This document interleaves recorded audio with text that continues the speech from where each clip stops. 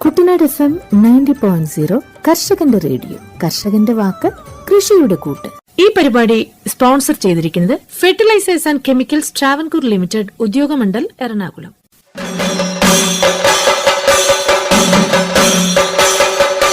വികസിത് ഭാരത് സങ്കല്പ യാത്ര.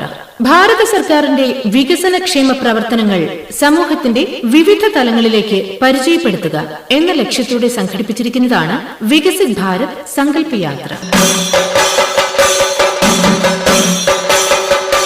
രാജ്യത്തെ 3 മേഖലകളായി തിരിച്ച് സംഘടിപ്പിച്ചിരിക്കുന്ന വികസിത് ഭാരത് സങ്കല്പ യാത്രയുടെ സംസ്ഥാനതല ഉദ്ഘാടനം ഇക്കഴിഞ്ഞ നവംബർ 15 തീയതി ബഹുമാനപ്പെട്ട കേരള ഗവർണർ ശ്രീ ആരിഫ് മുഹമ്മദ് ഖാൻ അട്ടപ്പാടിയിൽ നിർവഹിച്ചിരിക്കുകയാണ്.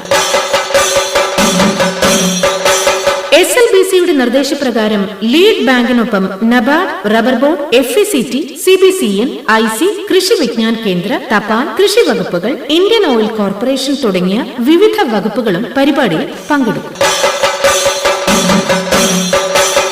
കാർഷിക മേഖലയിൽ നവീന സാങ്കേതിക വിദ്യകൾ പ്രയോജനപ്പെടുത്തുന്നതിന്റെ ഭാഗമായി കർഷകർക്കായി പ്രത്യേക ഡ്രോൺ പ്രദർശനവും ഉണ്ടായിരിക്കും.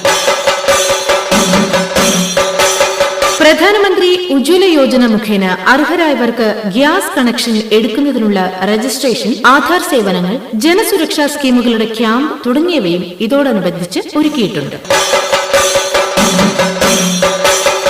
ജനക്ഷേമ പദ്ധതികളെക്കുറിച്ച് വിവരവിനിമയത്തിനോടൊപ്പം വിവിധ പദ്ധതികളിൽ ഗുണഭോക്താക്കളെ ചേർക്കുന്നതിനുള്ള ക്യാമ്പും ഉണ്ടായിരിക്കുന്നതാണ്. ഗ്രാമപഞ്ചായത്തിൽ സാന്നിധ്യമുള്ള എല്ലാ ബാങ്കുകളുടെയും പ്രതിനിധികൾ അതാത് ഗ്രാമപഞ്ചായത്തിലെ യാത്രകളിലും ക്യാമ്പിലും പങ്കെടുക്കുന്നതാണ്. PM പ്രണാം സ്കീം അവബോധനം, സമീകൃത വളപ്രയോഗം, നാനോ വളങ്ങളെ പരിചയപ്പെടുത്തൽ, കാർഷിക ഡ്രോൺ ടെക്നോളജി പരിചയപ്പെടുത്തൽ മുതലായവ ഈ വികസിത് ഭാരത് സങ്കല്പ യാത്രയിൽ ഉടനീളം ഉണ്ടായിരിക്കുന്നതാണ്. കിസാൻ ക്രെഡിറ്റ് കാർഡ്, മുദ്ര, സ്റ്റാൻഡപ്പ് ഇന്ത്യ മുതലായ സ്കീമുകളിൽ അർഹരായവർക്ക് ക്യാമ്പിൽ വെച്ച് തന്നെ തത്വത്തിൽ അംഗീകാരം നൽകുന്നതുമായിരിക്കും. യാത്രയ്ക്കായി പ്രത്യേകം സജ്ജീകരിച്ച വിവര വിദ്യാഭ്യാസ വിനിമയ വാഹനത്തിൽ പദ്ധതികൾ സംബന്ധിച്ച വിവരങ്ങളും ഗുണഭോക്താക്കളുടെ അനുഭവ വിവരണവും ഉൾപ്പെടുത്തിയിട്ടുണ്ട്. ഈ യാത്രയുടെ ഉദ്ദേശ ലക്ഷ്യങ്ങൾ ഇങ്ങനെയാണ്: എത്തിച്ചേരാത്തവരിലേക്ക് എത്തിച്ചേരുക, സ്കൂളുകൾക്ക് കീഴിൽ അർഹതയുള്ള ദുർബലരായ ആളുകളിലേക്ക് എത്തിച്ചേരുക, വിവരണങ്ങളുടെ വ്യാപനം, പദ്ധതികളെക്കുറിച്ച് അവബോധം സൃഷ്ടിക്കൽ, പൗരന്മാരിൽ നിന്ന് പഠിക്കൽ, സർക്കാർ പദ്ധതികളുടെ ഗുണഭോക്താക്കളുമായി വ്യക്തിഗത കഥകൾ, അനുഭവം പങ്കിടൽ എന്നിവയിലൂടെ ആശയവിനിമയം, യാത്രയ്ക്കിടെ കണ്ടെത്തിയ വിശദാംശങ്ങളിലൂടെ സാധ്യതയുള്ള ഗുണഭോക്താക്കളുടെ എൻറോൾമെന്റ്. കേരളത്തിലെ എല്ലാ ഗ്രാമപഞ്ചായത്തുകളിലും വികസിത് ഭാരത് സങ്കല്പ യാത്ര സമയബന്ധിതമായി എത്തിച്ചേരുന്നതാണ്. യാത്രയിൽ പങ്കാളികളാകുവാൻ ഏവരെയും സ്വാഗതം ചെയ്യുന്നു, ക്ഷണിക്കുന്നു. ഈ പരിപാടി നിങ്ങൾക്കായി അവതരിപ്പിക്കുന്നത് FECT ഉദ്യോഗമണ്ഡൽ, എറണാകുളം.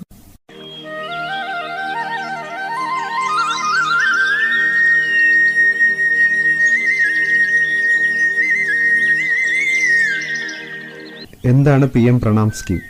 PM പ്രണാം എന്നാൽ മാതൃഭൂമിയുടെ പുനഃസ്ഥാപനം, അവബോധം, പോഷണം, മെച്ചപ്പെടുത്തൽ എന്നിവയ്ക്കായുള്ള കേന്ദ്ര സർക്കാരിൻ്റെ പദ്ധതിയെ സൂചിപ്പിക്കുന്നു. കേന്ദ്ര സർക്കാർ 2023-24 ബജറ്റിലാണ് PM പ്രണാം ആദ്യമായി പ്രഖ്യാപിച്ചത്. ഇതര വളങ്ങൾ സ്വീകരിക്കാൻ സംസ്ഥാനങ്ങളെ പ്രേരിപ്പിച്ച് രാസവളങ്ങളുടെ ഉപയോഗം കുറയ്ക്കുകയാണ് പദ്ധതി ലക്ഷ്യമിടുന്നത്. എന്താണ് PM പ്രണാം പദ്ധതിയുടെ ലക്ഷ്യങ്ങൾ? ജൈവവളങ്ങളോട് ചേർന്ന് രാസവളങ്ങളുടെ സമീകൃത ഉപയോഗം പ്രോത്സാഹിപ്പിക്കുക. 2022-23 ഏകദേശം 2.25 ലക്ഷം കോടി രൂപയായിരുന്ന രാസവളങ്ങളുടെ സബ്സിഡി ഭാരം കുറയ്ക്കുക.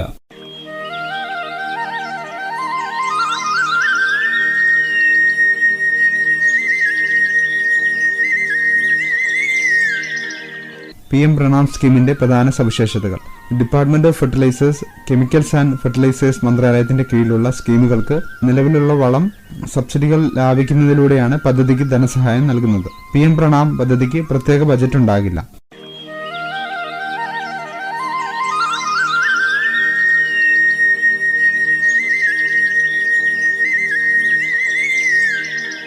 PM പ്രണാം പദ്ധതിയുടെ സബ്സിഡി സേവിങ്ങുകളും ഗ്രാന്റുകളും. സബ്സിഡി സമ്പാദ്യത്തിന്റെ 50% കേന്ദ്രം സംസ്ഥാനങ്ങൾക്ക് ഗ്രാന്റായി നൽകും. ഗ്രാന്റിന്റെ 70% വിവിധ തലങ്ങളിലുള്ള ബദൽ വളങ്ങളും ഉൽപാദന യൂണിറ്റുകളും സാങ്കേതികമായി സ്വീകരിക്കുന്നതുമായി ബന്ധപ്പെട്ട ആസ്തികൾ സൃഷ്ടിക്കാൻ ഉപയോഗിക്കാം. ശേഷിക്കുന്ന 30% കർഷകർ, പഞ്ചായത്തുകൾ, വളം കുറയ്ക്കൽ, ബോധവൽക്കരണം എന്നിവയിൽ ഏർപ്പെട്ടിരിക്കുന്ന മറ്റ് പങ്കാളികൾക്ക് പ്രതിഫലം നൽകാനും പ്രോത്സാഹിപ്പിക്കാനും ഉപയോഗിക്കാം.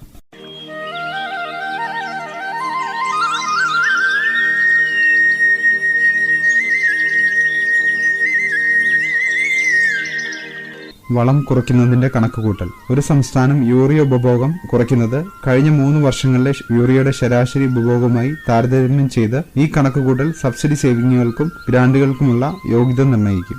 സുസ്ഥിര കൃഷിയുടെ പ്രോത്സാഹനം. ജൈവവളങ്ങളുടെ ഉപയോഗം പ്രോത്സാഹിപ്പിക്കുന്നത് സുസ്ഥിര കാർഷിക രീതികളെ പ്രോത്സാഹിപ്പിക്കും. ഇത് മണ്ണിന്റെ ഫലഭൂയിഷ്ഠിത വർദ്ധിപ്പിക്കുകയും പരിസ്ഥിതി മലിനീകരണം കുറയ്ക്കുകയും ദീർഘകാല കാർഷിക ഉൽപാദനക്ഷമതയെ പിന്തുണയ്ക്കുകയും ചെയ്യും.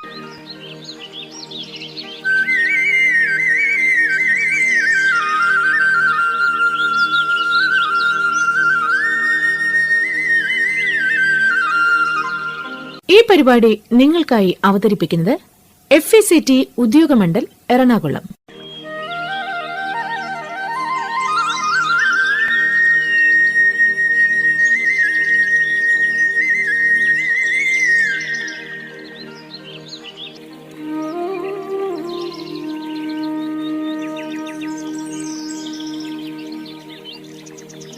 കാലാവസ്ഥാ വ്യതിയാനം.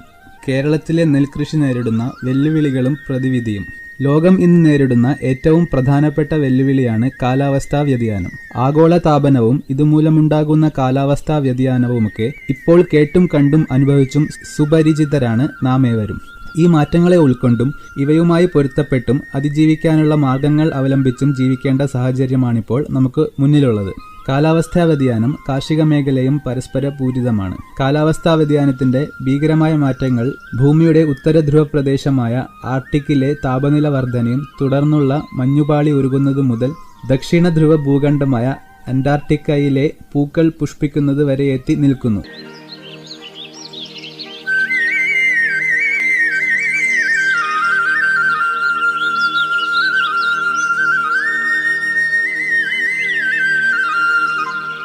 ഈ പ്രതികൂല കാലാവസ്ഥയെ തരണം ചെയ്ത് അനുകൂല കാലാവസ്ഥ സൃഷ്ടിച്ച് കൃഷി തുടരുകയേ വഴിയുള്ളൂ. കൃഷി മനുഷ്യജീവിതത്തിന്റെ അടിസ്ഥാനമായതിനാൽ ഇതൊഴിച്ചുള്ള ജീവിതം അസാധ്യമാണ്.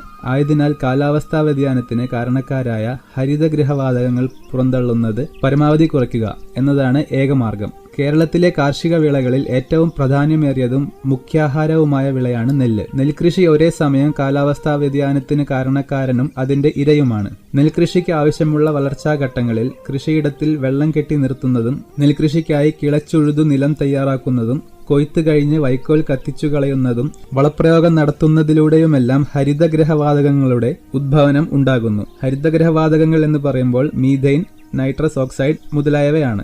ഇവയെല്ലാം സുസ്ഥിരമായ കൃഷിരീതികൾ അവലംബിക്കുന്നതിലൂടെ തരണം ചെയ്യാൻ സാധിക്കും. കൃഷിരീതിയിൽ ചെറിയ രീതിയിലുള്ള മാറ്റങ്ങൾ നടപ്പാക്കിയാൽ തന്നെ വലിയ തോതിൽ ഹരിതഗൃഹവാതകങ്ങൾ വായുവിലും അന്തരീക്ഷത്തിലുമൊക്കെ എത്തുന്നത് തടയാൻ കഴിയും. ഈ സാഹചര്യത്തിലാണ് അന്താരാഷ്ട്ര തലത്തിൽ ശ്രദ്ധിക്കപ്പെട്ട ക്ലൈമറ്റ് സ്മാർട്ട് അഗ്രികൾച്ചർ അഥവാ കാലാവസ്ഥ അനുരൂപ കാര്യക്ഷമതാ കൃഷിയുടെ പ്രാധാന്യം വ്യക്തമാകുന്നത്. ഇവയ്ക്ക് പ്രധാനമായി 3 ലക്ഷ്യങ്ങളാണ് ഉള്ളത്. കാർഷിക ഉത്പാദനക്ഷമതയും വരുമാനവും സുസ്ഥിരമായി വർദ്ധിപ്പിക്കുക, കാലാവസ്ഥാ വ്യതിയാനവുമായി പൊരുത്തപ്പെടാനും പ്രതിരോധം സൃഷ്ടിക്കാനും കഴിയുക, പരമാവധി ഹരിതഗൃഹവാതക ഉദ്വമനം കുറയ്ക്കുക അഥവാ നീക്കം ചെയ്യുക, വരൾച്ച, പ്രളയം, സമുദ്രനിരപ്പ് ഉയരൽ, ഉയർന്ന താപം, ഉപ്പുവെള്ളത്തിന്റെ കടന്നുകയറ്റം എന്നിവയാണ് കാലാവസ്ഥാ വ്യതിയാനത്തിന്റെ അനന്തരഫലങ്ങൾ. അന്താരാഷ്ട്ര നെല്ല് ഗവേഷണ കേന്ദ്രം ഈ അവസ്ഥ തിരിച്ചറിയുകയും ഗവേഷണങ്ങൾ നടത്തുകയും ചെയ്തു വരുന്നു.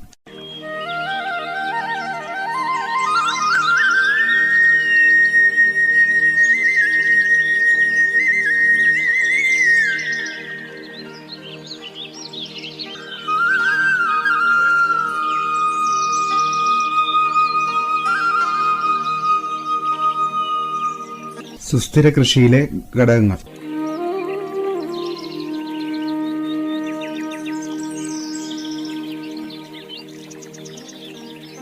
വിതയ്ക്കൽ. സാധാരണ നെൽകൃഷി നല്ല രീതിയിൽ വളർത്തുന്നതിനും വിളവുണ്ടാകുന്നതിനും ഏറ്റവും ഉതകുന്നത് വിത്ത് ഞാറ്റടിയിൽ വിതച്ച് കിളിർപ്പിച്ച് പാകമെത്തുമ്പോൾ പറിച്ചു നടുന്നതാണ്. എന്നാൽ സുസ്ഥിര കൃഷി ലക്ഷ്യമിടുമ്പോൾ കൃഷിസ്ഥലം കട്ട പൊടിച്ച് കിളച്ച് നിരപ്പാക്കി നെല്ല് പറിച്ചു നടുന്നതിനേക്കാൾ നേരിട്ട് വിത്ത് വിതയ്ക്കുന്ന രീതിയാണ് അനുവർത്തിക്കേണ്ടത്. ഇതിൽ കളയുടെ പ്രശ്നം കൂടുതൽ ഉണ്ടാകാൻ സാധ്യതയുണ്ട്. ആയതിനാൽ കളനാശിനികൾ ഉപയോഗിക്കുക എന്നത് ഒഴിവാക്കാനാകാത്തതാണ്. കൃഷിസ്ഥലം കിളയ്ക്കുക എന്ന പ്രക്രിയ ഒഴിവാക്കുന്നതിലൂടെ ഹരിതഗൃഹ വാതകങ്ങളുടെ ഉദ്വമനം ഒഴിവാക്കാൻ സാധിക്കുന്നു.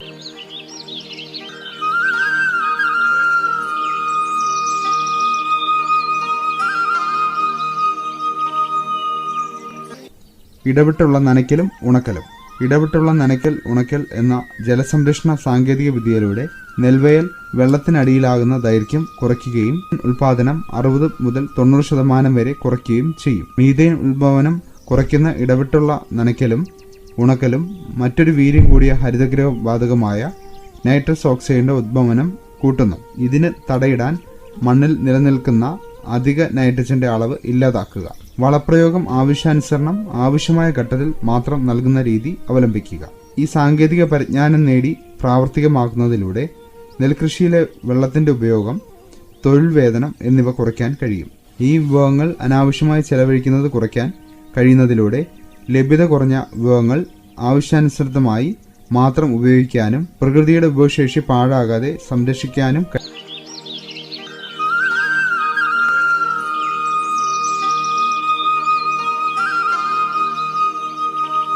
ഈ പരിപാടി നിങ്ങൾക്കായി അവതരിപ്പിക്കുന്നത് FECT ഉദ്യോഗമണ്ഡൽ എറണാകുളം. വളപ്രയോഗം.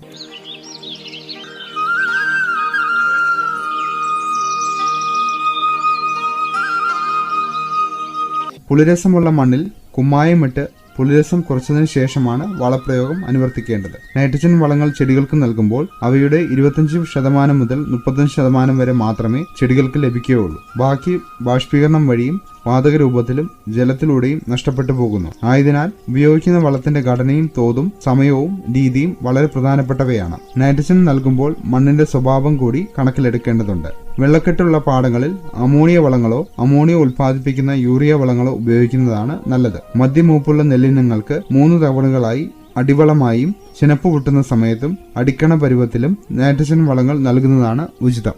ഇരിപ്പൂ നിലങ്ങളിൽ വളങ്ങളോ അമോണിയ ഉൽപ്പാദിപ്പിക്കുന്ന യൂറിയ വളമോ ഇടുന്നതിന് 2 ആഴ്ച മുമ്പ് കുമ്മായം ചേർക്കുന്നത് ബാഷ്പീകരണം മൂലം അമോണിയ നഷ്ടപ്പെടുന്നത് തടയാൻ കഴിയും.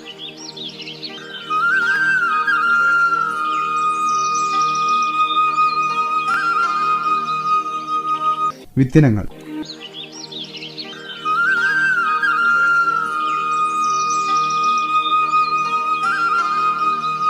കോൾ നിലങ്ങൾക്കും നെൽകൃഷിയുള്ള മറ്റു മേഖലകൾക്കും അനുയോജ്യമായ 4 ഇനങ്ങളാണ് ഹ്രസ്വ, അഹല്യ, മനുപ്രിയ, മനുരത്ന.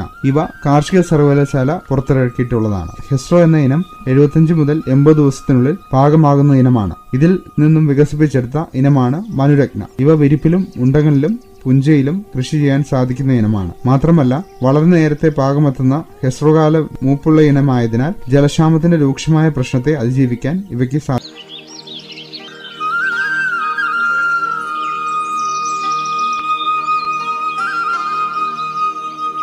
ഹ്രസ്വകാല ഇനങ്ങൾ കൂടാതെ വെള്ളത്തിൽ മുങ്ങി നിൽക്കാൻ ശേഷിയുള്ള ഇനങ്ങളായ പൊക്കാളി നെല്ലിനങ്ങളായ വൈറ്റില 2, 3, 4, 6, 7, 8, 9 എന്നിവയും ജ്യോത്സ്ന, ലാവണ്യ എന്നിവയും ഉപ്പുവെള്ളം കടന്നുകയറ്റവും തരണം ചെയ്യാൻ കഴിവുള്ളവയാണ്. ഋതുബന്ധ സ്വഭാവമില്ലാത്ത കുട്ടനാടിന് യോജിച്ച ഇനമായ പ്രത്യാശയും കാലാവസ്ഥ വ്യതിയാനത്തെ തരണം ചെയ്യാൻ കഴിവുള്ള ഇനമാണ്. ഉയർന്ന താപനിലയും ദൈർഘ്യമേറിയ വരൾച്ചയും പെട്ടെന്നുണ്ടാകുന്ന വലിയ മഴയെ തുടർന്നുള്ള വെള്ളപ്പൊക്കവും തരണം ചെയ്യാൻ കഴിയുന്ന കൂടുതൽ ഇനങ്ങൾ തുടർന്നുള്ള നെൽകൃഷിയിൽ അത്യന്താപേക്ഷിതമാണ്. പൊക്കാളി നെല്ലിനങ്ങളിൽ പ്രതിരോധശേഷി നൽകുന്ന ജീനുകളെക്കുറിച്ചും ഋതുബന്ധ സ്വഭാവമില്ലാത്ത കൂടുതൽ ഇനങ്ങൾ ഉൽപ്പാദിപ്പിക്കുന്നതിനെക്കുറിച്ചും പഠനങ്ങൾ ഇനിയും ഈ പരിപാടി നിങ്ങൾക്കായി അവതരിപ്പിക്കുന്നത് FECT ഉദ്യോഗമണ്ഡൽ എറണാകുളം.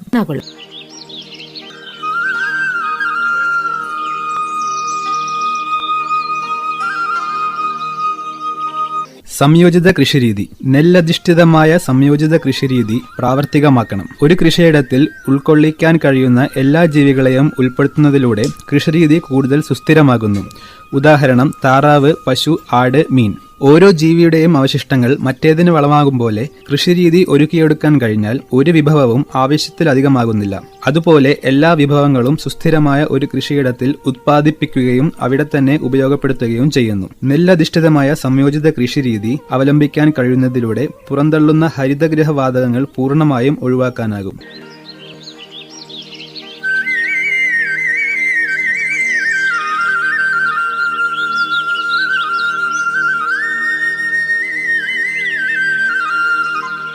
നമുക്ക് മുന്നിൽ ഏറ്റവും അനുയോജ്യമായ ഉദാഹരണം കാഴ്ചവെച്ച ആലുവ തുരുത്തിലെ സംസ്ഥാന വിത്തുൽപാദന കേന്ദ്രം ഹരിതവാതകങ്ങളുടെ പുറന്തള്ളൽ പൂർണ്ണമായും ഇല്ലാത്ത ഒരു പ്രദേശമാണ്. ഒരു പ്രദേശം പുറന്തള്ളുന്ന കാർബൺ ഡൈ ഓക്സൈഡിന്റെ അളവും സ്വീകരിക്കുന്ന കാർബൺ വാതകത്തിന്റെ അളവും തുല്യമാകുന്ന അവസ്ഥയാണ് കാർബൺ ന്യൂട്രൽ. കൃഷിയിടത്തേക്ക് വരുന്ന കാർബൺ ഡൈ ഓക്സൈഡും മറ്റ് ഹരിതഗൃഹവാതകങ്ങളും മണ്ണിൽ തന്നെ സംഭരിക്കാൻ കഴിയുമ്പോഴാണ് ഇത് സാധ്യമാകുന്നത്.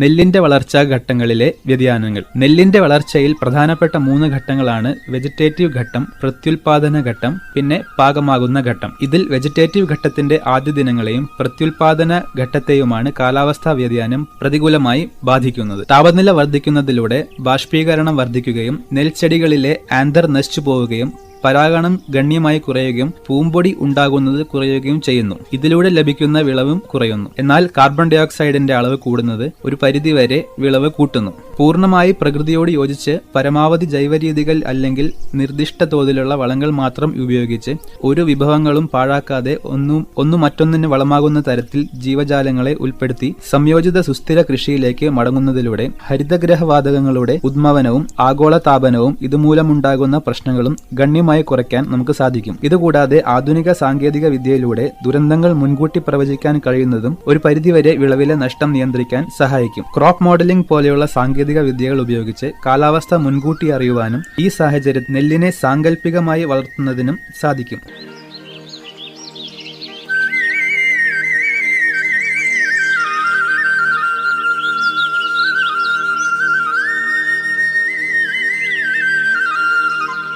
ഇതിലൂടെ നെല്ലിന് ഉണ്ടാകുന്ന പ്രതികൂല സാഹചര്യങ്ങളെ തിരിച്ചറിയുന്നതിനും എങ്ങനെയൊക്കെ ഇവയെ തരണം ചെയ്യാമെന്നതിനെക്കുറിച്ച് പഠനങ്ങൾ നടത്താനും കഴിയുന്നു. തുടർന്ന് കൃഷിസ്ഥലത്ത് ഉണ്ടാകുന്ന പ്രായോഗികമായ വെല്ലുവിളികളെ നേരിടാൻ തക്ക വിധത്തിലുള്ള നെല്ലിനങ്ങൾ ഉണ്ടാക്കിയെടുക്കാൻ സാധിക്കുന്നു. അങ്ങനെ സുസ്ഥിരതയും നൂതന സാങ്കേതിക വിദ്യകളും പരസ്പര പൂരിതമാകുന്ന വിധത്തിൽ പ്രാവർത്തികമാക്കാൻ സാധിച്ചാൽ കാലാവസ്ഥാ വ്യതിയാനത്തെ തരണം ചെയ്യാൻ കഴിയുമെന്ന് നമുക്ക് നിസ്സംശയം പറയാം.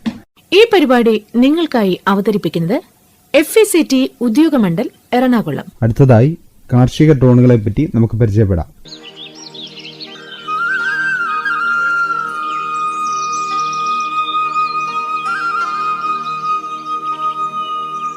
കൃഷിയിടങ്ങളിൽ നിന്നും പരമാവധി ഉൽപാദനം നേടാനുള്ള വിവിധതരം സങ്കേതങ്ങൾ പ്രയോഗിക്കാനുള്ള ഒരു ആധുനിക കാർഷികോപകരണം എന്ന നിലയിലേക്ക് ഡ്രോണുകൾ മാറിക്കഴിഞ്ഞിരിക്കുന്നു. വിളകളുടെ വളർച്ചാ നില, ആരോഗ്യം, രോഗാണുകീട സാന്നിധ്യം, പ്രതീക്ഷിത വിളവ് അനുമാനം എന്നു തുടങ്ങി കാർഷിക പ്രക്രിയകൾ ക്രമീകരിക്കാനാവശ്യമായ അസംഖ്യം വിവരങ്ങൾ നിഷ്പ്രയാസം ശേഖരിക്കാനും തത്സമയം വിശകലനം ചെയ്യാനും വഴിയൊരുക്കുക എന്നതാണ് കാർഷിക ഡ്രോണുകളുടെ ഒരു പ്രധാന ദൗത്യം. കേരളത്തെ സംബന്ധിച്ചിടത്തോളം കൃഷിയന്ത്രങ്ങളിൽ നവാഗതരാണല്ലോ ഡ്രോണുകൾ. മറ്റു പല സാങ്കേതിക വിദ്യകളെയും പോലെ യുദ്ധത്തിനായാണ് ഇവ ആദ്യം ഉപയോഗിച്ചു തുടങ്ങിയത്. അൺമാൻഡ് ഏരിയഡ് വെഹിക്കിൾ എന്ന സാങ്കേതിക സംജ്ഞയിൽ അറിയപ്പെടുന്ന ആളില്ലാ പറക്കും വാഹനങ്ങൾ ആദ്യം ഉപയോഗിച്ചത് 1849 പട്ടിണിക്കെതിരായ യുദ്ധത്തിൽ വിളസംരക്ഷണവും പരിപാലനവും നടത്തുന്ന കാർഷിക ഡ്രോണുകൾ ആദ്യം ഉപയോഗിച്ചു തുടങ്ങിയത് ജപ്പാൻകാരായിരുന്നു. വിളകളുടെ ശത്രുക്കളായ കീടങ്ങളെയും രോഗകാരികളായ സൂക്ഷ്മജീവികളെയും തുരത്തുവാനും പോഷണം നടത്തുവാനുമൊക്കെ ഇപ്പോൾ ഇന്ത്യയിൽ ഇവ വ്യാപകമായി ഉപയോഗിച്ചു തുടങ്ങിയിരിക്കുന്നു.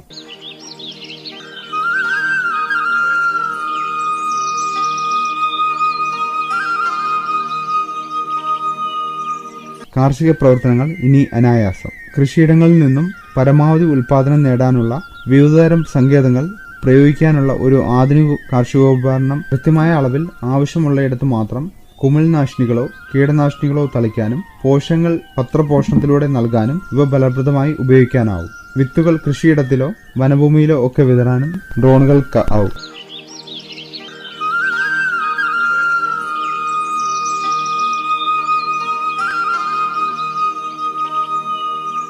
ഡ്രോണുകൾ പലതരം. ഉപയോഗത്തിനനുസരിച്ച് ഡ്രോണുകൾ പലതരത്തിൽ അറിയപ്പെടുന്നുണ്ട്. കൃത്യത, കൃഷിയിൽ ആവശ്യമായ ബഹുവിധ വിവരങ്ങൾ സെൻസറുകൾ ഉപയോഗിച്ച് ശേഖരിക്കുകയും അവ വിശകലനത്തിനായി കമ്പ്യൂട്ടറിലേക്ക് കൈമാറുകയും ചെയ്യാൻ പ്രാപ്തിയുള്ളവയെ സ്കാനിംഗ് മാസ്റ്റർ എന്ന് വിളിക്കാറുണ്ട്. ഇവയ്ക്ക് ശക്തിയേറിയ സ്കാനറുകൾ ഉപയോഗിച്ച് വിളയുടെ വളർച്ചാ നിരക്കും ആരോഗ്യനിലയും മറ്റും കണക്കാക്കാനാകും. ഉയർന്ന അപഗ്രഥന ശേഷിയുള്ള ചിത്രങ്ങൾ എടുക്കാൻ കഴിയുന്നവയെ മാപ്പിംഗ് മാസ്റ്റർ എന്ന് വിളിക്കാറുണ്ട്. ജൈവ വസ്തുക്കളോ രാസപദാർത്ഥങ്ങളോ തളിക്കാൻ ഉപയോഗിക്കുന്നവ സ്പ്രേയിംഗ് മാസ്റ്റർ എന്നാണ് അറിയപ്പെടുന്നത്. വിവിധതരം ഡ്രോണുകൾ ഇന്ന് കാർഷിക ആവശ്യങ്ങൾക്ക് ഉപയോഗിക്കുന്നുണ്ട്. ഉറപ്പിച്ച ചിറകുകളുള്ള ഡ്രോണുകൾ ഉണ്ടെങ്കിലും രണ്ടിലധികം റോട്ടറുകളുടെ സഹായത്താൽ പറക്കുന്ന മൾട്ടികോപ്റ്റർ എന്ന തരമാണ് സാധാരണ. ഈ രണ്ട് സങ്കേതങ്ങളും സമന്വയിപ്പിച്ച സങ്കര ഡ്രോണുകളും അപൂർവമല്ല. മൾട്ടികോപ്റ്റർ വിഭാഗത്തിൽ 4 റോട്ടറുകൾ ഉള്ളവയെ ക്വാഡ് കോപ്റ്റർ എന്നും 6 റോട്ടറുകൾ ഉള്ളവയെ ഹെക്സാകോപ്റ്റർ എന്നും വിളിക്കാം. 8 റോട്ടറുകൾ ഉള്ള ഒക്ടാകോപ്റ്ററുകളും ലഭ്യമാണ്. കാർബൺ ഫൈബർ കൊണ്ട് നിർമ്മിച്ച ബ്ലേഡുകളാണ് റോട്ടറുകൾ സാധാരണ ഉപയോഗിക്കുന്നത്. 1 മിനിറ്റിൽ 6000 തവണ വരെ കറങ്ങാൻ കഴിയുന്നവയാണ് ഈ റോട്ടറുകൾ. ഡ്രോണുകളുടെ പ്രവർത്തനം. കാർഷിക ഡ്രോണുകളുടെ പ്രവർത്തന മികവിന് ഏറ്റവും പ്രധാന ഘടകം അതിന്റെ ബാറ്ററിയിൽ ഉൾക്കൊള്ളാവുന്ന വൈദ്യുതോർജ്ജത്തിന്റെ അളവാണ്. ഉയർന്ന നിരക്കിലുള്ള ഊർജ്ജ ലഭ്യതയും അതേസമയം ഭാരക്കുറവുമുള്ള ലിഥിയം അയോൺ ബാറ്ററികളാണ് ഇവയിൽ സാധാരണ ഉപയോഗിക്കുന്നത്. വേണ്ടത്ര കരണ്ടും വോൾട്ടേജും ലഭ്യമാക്കുന്നതിനു വേണ്ടി പല സെല്ലുകൾ ഒന്നുചേർന്ന ബാറ്ററി പാക്ക് ആണ് മിക്കവാറും ഡ്രോണുകളിൽ ഘടിപ്പിച്ചു കാണുന്നത്. ഡ്രോണിന്റെ സഞ്ചാരപഥവും ദിശയുമൊക്കെ നിയന്ത്രിക്കുന്നത് ഫ്ലൈറ്റ് കൺട്രോളർ എന്ന ഘടകമാണ്. ഒരു റിമോട്ട് കൺട്രോൾ ഉപയോഗിച്ചായിരിക്കും സാധാരണ ആ നിയന്ത്രണം സാധ്യമാക്കുന്നത്. ചിലപ്പോൾ മുൻകൂട്ടി നിശ്ചയിച്ച ഒരു പറക്കൽ പദ്ധതി, അതായത് ഫ്ലൈറ്റ് പ്ലാൻ അനുസരിച്ചാവും ഈ നിയന്ത്രണം. അപ്പോൾ സെൻസറുകളെയും GPS സംവിധാനത്തെയുമൊക്കെ ആശ്രയിച്ചായിരിക്കും സഞ്ചാരപഥം നിർണയിക്കപ്പെടുന്നത്. സസ്യ സംരക്ഷണത്തിൽ സമയനിഷ്ഠതയും കൃത്യതയും ഏറെ പ്രധാനമാണല്ലോ. വളരെ കുറഞ്ഞ സമയം കൊണ്ട് കൂടുതൽ സ്ഥലത്ത് മരുന്ന് തളിക്കാൻ കഴിയുന്ന ഒരു സംവിധാനമെന്ന നിലയ്ക്കാണ് ഇന്ത്യയിലെ കർഷകർ പൊതുവെ ഡ്രോണുകളെ സ്വാഗതം ചെയ്യുന്നത്. മനുഷ്യ സഹായം കുറച്ചു മതി എന്നതു മാത്രമല്ല, കർഷകർ ഇന്നുപയോഗിക്കുന്ന മിക്ക സ്പ്രേയറുകളെക്കാളും കൂടുതൽ ഫലപ്രദമായി മരുന്ന് തളിക്കാൻ ഡ്രോണുകൾക്കാവുന്നുണ്ട് എന്നതും കണക്കിലെടുക്കണം. രാസജൈവ സന്നിവേശങ്ങൾ എത്തേണ്ട പ്രതലത്തിൽ കൂടുതൽ കൃത്യതയോടെ പതിപ്പിക്കാൻ ഇവയ്ക്കാവുന്നുണ്ട്. ഡ്രോണുകൾ പറക്കുമ്പോൾ ഉണ്ടാകുന്ന കാറ്റിൽ ചെടികളുടെ ഇലകൾ നന്നായി ഇളകി മറിയുന്നതുകൊണ്ട് എല്ലാ സസ്യഭാഗങ്ങളിലും മരുന്നുകൾ നന്നായി എത്തുന്നു. കുറഞ്ഞ അളവ് മരുന്ന് കൊണ്ട് തന്നെ ഫലപ്രദമായ സസ്യ സംരക്ഷണം സാധ്യമാക്കാൻ ഡ്രോണുകൾ കൊണ്ടുള്ള മരുന്ന് തളിക്കാറുണ്ട്. മരുന്നടിക്കുന്ന ജോലിയിൽ മനുഷ്യർ നേരിട്ടിടപെടാത്തതിനാൽ ആരോഗ്യത്തിന് ഹാനികരമായ രാസവസ്തുക്കൾ കൊണ്ടുള്ള അപായ സാധ്യതകൾ ഒഴിവാക്കപ്പെടുന്നു എന്നതും ഒരു പ്രധാന മെച്ചം തന്നെയാണ്. ഏറെ മെച്ചങ്ങളുണ്ടെങ്കിലും ഡ്രോൺ ഉപയോഗത്തിനും ചില ആശങ്കകളും പരിമിതികളും ഉണ്ട്. ഏറ്റവും പ്രധാന വെല്ലുവിളി തളിക്കുന്ന രാസവസ്തുക്കൾ കാറ്റിനാൽ വഹിക്കപ്പെട്ട് അവിചാരിതമായ ഇടങ്ങളിൽ എത്തിപ്പെടാനുള്ള സാധ്യതയാണ്. കീടനാശിനികളും മറ്റും ജലസ്രോതസ്സുകളിൽ വീഴാനിടയായാൽ അതുവഴി അപകടകരമായ രീതിയിൽ മലിനീകരണമുണ്ടാകാമല്ലോ. ഇങ്ങനെയുള്ള സാധ്യതകൾ മൂലം മലിനീകരണ സാധ്യതയുള്ള രാസവസ്തുക്കൾ ഡ്രോൺ ഉപയോഗിച്ച് തളിക്കുവാൻ കേരളത്തിൽ നിയന്ത്രണങ്ങളുണ്ട്. 10 കിലോഗ്രാമിലധികം ഭാരം വഹിക്കാനോ അരമണിക്കൂർ കൂടുതൽ സമയം നിർത്താതെ പറക്കാനോ സാധാരണ ഡ്രോണുകൾക്ക് ശേഷിയില്ല എന്നതാണ് മറ്റു പരിമിതികൾ. ബാറ്ററിയുടെ ചാർജ് കൂടുതൽ സമയം നിലനിർത്താൻ സാങ്കേതിക പരിമിതിയുണ്ടെങ്കിലും ഇത് മറികടക്കാൻ ചാർജ് ചെയ്ത പകരം ബാറ്ററികൾ കരുതാവുന്നതാണ്.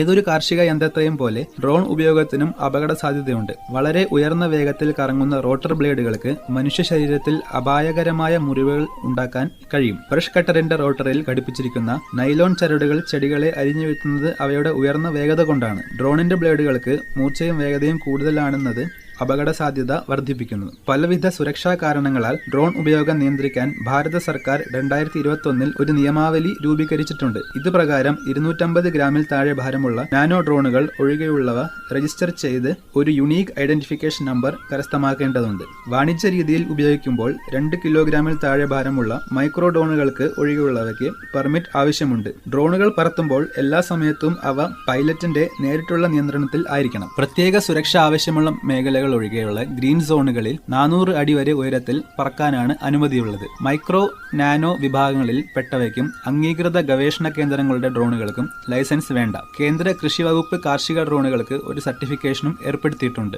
സ്യൂഡോമോണസ് പോലുള്ള ജൈവ സസ്യ സംരക്ഷണോപാധികളും വിഷാംശമില്ലാത്ത പോഷകങ്ങളും മറ്റും തളിക്കാൻ ഡ്രോണുകൾ സുരക്ഷിതമാണ്. ഉപയോഗിക്കുന്ന ഡ്രോണുകൾ പലതരത്തിലുള്ളതാകയാൽ ശരിയായ കാലിബ്രേഷൻ നടത്തിയ ശേഷം വേണം തളിക്കുന്ന മിശ്രിതം തയ്യാറാക്കാൻ. ഒരു ചതുരശ്ര മീറ്ററിൽ എത്ര മില്ലി ലിറ്റർ ദ്രാവകം വീഴും എന്നതിനെ അടിസ്ഥാനപ്പെടുത്തി വേണം മിശ്രിതത്തിന്റെ സാന്ദ്രത തീരുമാനിക്കാൻ. പറക്കുന്ന ഉയരം, സഞ്ചാര വേഗം, സ്പ്രേ നോസിലുകളുടെ നിർഗമന തോത് ഇവയൊക്കെ കണക്കിലെടുക്കണം. ഡ്രോണുകൾ ഏറെ ഗുണകരമായി കൃഷിയിൽ ഉപയോഗിക്കാമെങ്കിലും അവയുടെ ഉപയോഗത്തിൽ ശ്രദ്ധയും കരുതലും ആവശ്യമാണ്. രാസമിശ്രിതത്തിന്റെ സാന്ദ്രതയും അളവുമൊക്കെ കൃത്യമായി നിർണ്ണയിക്കാൻ നിർമ്മിത ബുദ്ധിയൊക്കെ ഉപയുക്തമാകുന്ന അത്യാധുനിക ഡ്രോണുകളാവില്ല ഇന്ത്യൻ കൃഷിയിടങ്ങളിൽ സാധാരണയായി ഉപയോഗിച്ച് കാണുന്നത്. അതിനാൽ ഡ്രോണുകൾ പ്രവർത്തിപ്പിക്കുന്നവരുടെയും കർഷകരുടെയും ഉത്തരവാദിത്തങ്ങൾ ഇക്കാര്യത്തിൽ വളരെ പ്രസക്തമാണ്.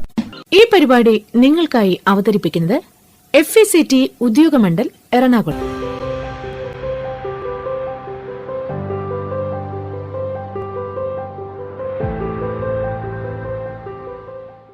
കുട്ടനാട് FM 90.0 ശ്രോതാക്കൾക്ക് നമസ്കാരം. ഇന്ന് ശ്രോതാക്കൾ കേൾക്കാൻ പോകുന്നത് സ്മാം പദ്ധതിയെക്കുറിച്ചാണ്.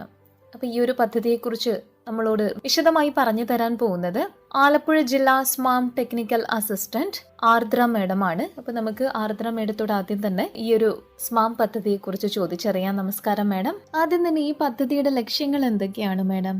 നമസ്കാരം. സബ്മിഷൻ ഓൺ അഗ്രികൾച്ചറൽ മെക്കനൈസേഷൻ സ്മാം അഥവാ കാർഷിക യന്ത്രവൽക്കരണ ഉപപദ്ധതി ഭാരത സർക്കാർ കൃഷി മന്ത്രാലയത്തിന്റെയും കേരള കാർഷിക വികസന കർഷക ക്ഷേമ വകുപ്പിന്റെയും സംയുക്താഭിമുഖ്യത്തിൽ നടപ്പിലാക്കുന്ന പദ്ധതിയാണ് കാർഷിക യന്ത്രവൽക്കരണ ഉപപദ്ധതി.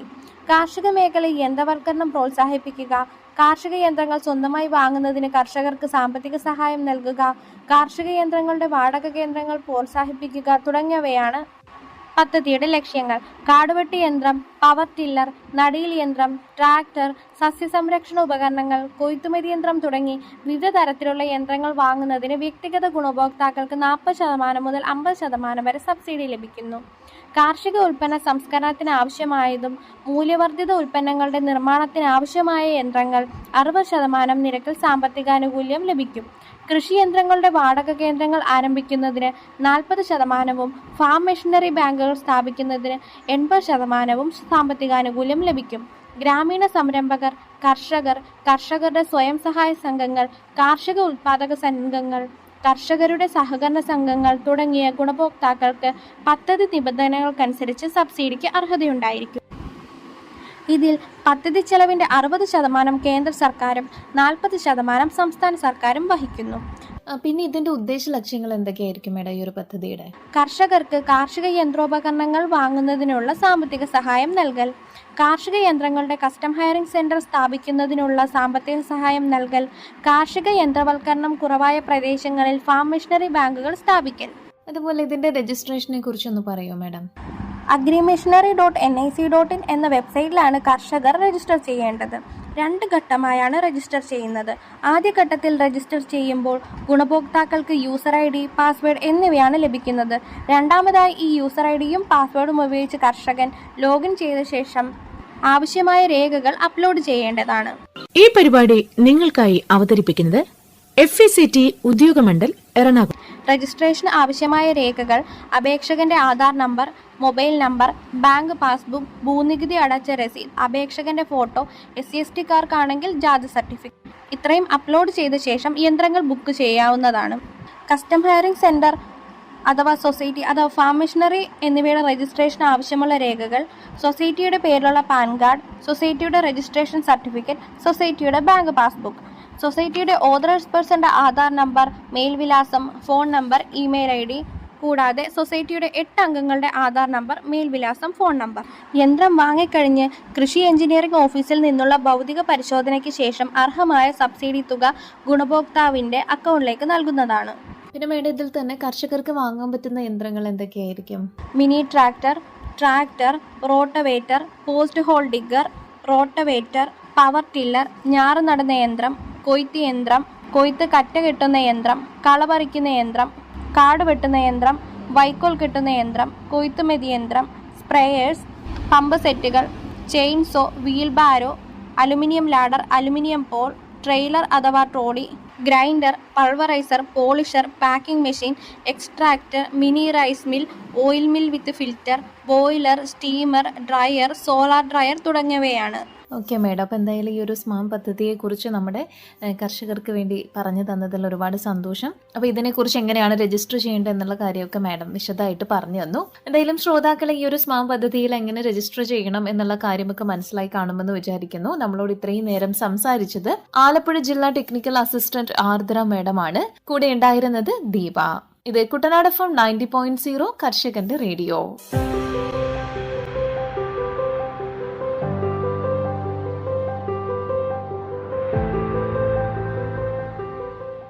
ഈ പരിപാടി നിങ്ങൾക്കായി അവതരിപ്പിച്ചത് FACT ഉദ്യോഗമണ്ഡൽ എറണാകുളം.